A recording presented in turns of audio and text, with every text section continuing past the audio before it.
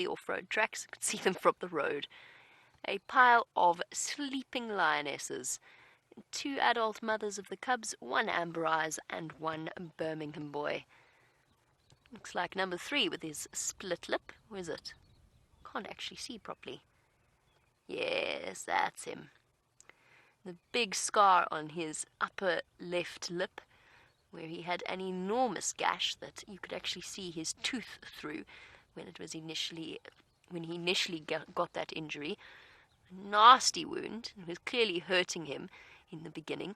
We were just starting to see the cubs come out, and could see him being very, very careful not to let any of them anywhere near him and his injury. Now, he's the sort of regular companion of the Nkuhumas, along with the 4th Birmingham boy. There we go. A beautiful, contented scene. I can only see 6 cubs, but I have no doubt that all 8 are here, just perhaps hidden behind the massive bellies of some of the females, and all of them looking round-bellied and content. I love the little one at the back. Something so special when lion cubs sleep that way. And they've enjoyed a full meal of buffalo. Obviously, what was left yesterday evening wasn't enough to sustain the whole pride, and they moved off. The rest of the lionesses, 1 lioness is missing. She's presumably off hunting.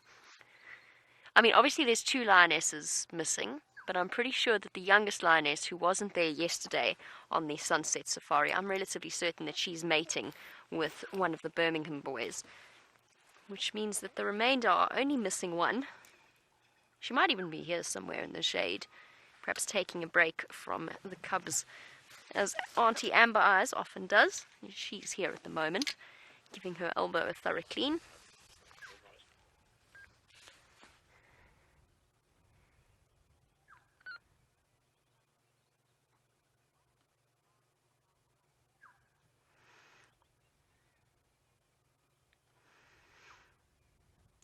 I've never seen the answer to this question that Siberia Zumi has asked. It's a very good one. Wants to know if there's any wild plants like catnip or lavender that the cats respond to. I've never encountered any out here.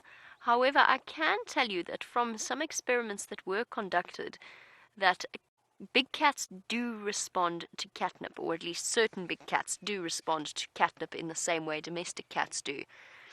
I would never do it, just because I think that it would be unethical for us to try and test that reaction. As you know, not all domestic cats, well, I say as you know, I only learned this recently, not all domestic cats respond to catnip in the way that has become such a famous reaction, them rolling in it and jumping on it.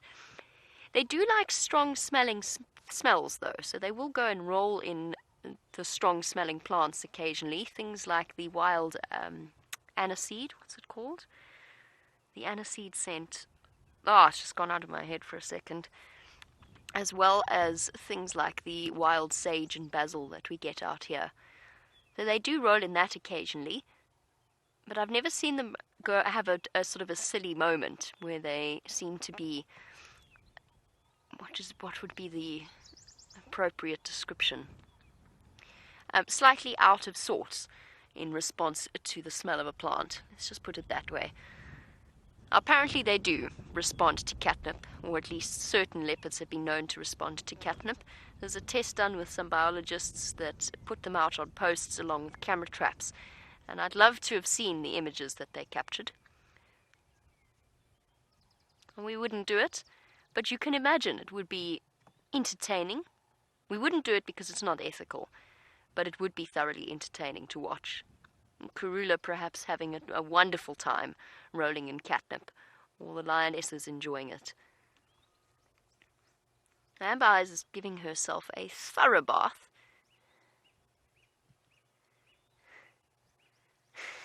Oh yes,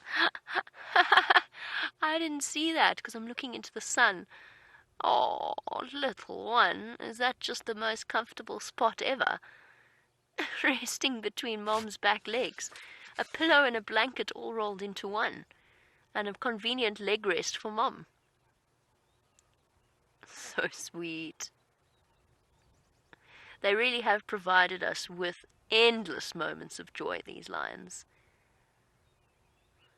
Snoozing away with massive bellies.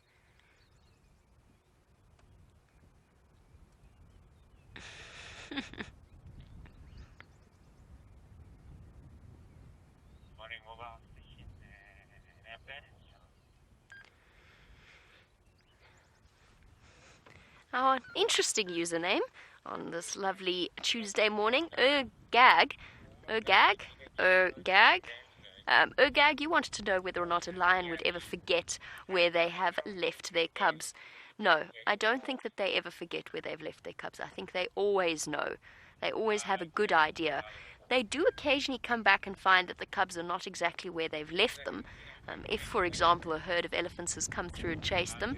And one interesting afternoon, not too long ago, one female came back to fetch her cubs and couldn't understand where they'd all gone, and presumably that was because another female had come to fetch them as well. Lions, male lions, on the other hand, could not be less bothered by where the cubs are. They just tolerate them when they happen to find them. So Ergag, no, I don't think they forget. What does happen, and we've seen it happen not too long ago, is sometimes the little cubs get a little bit too adventurous. We've seen it with the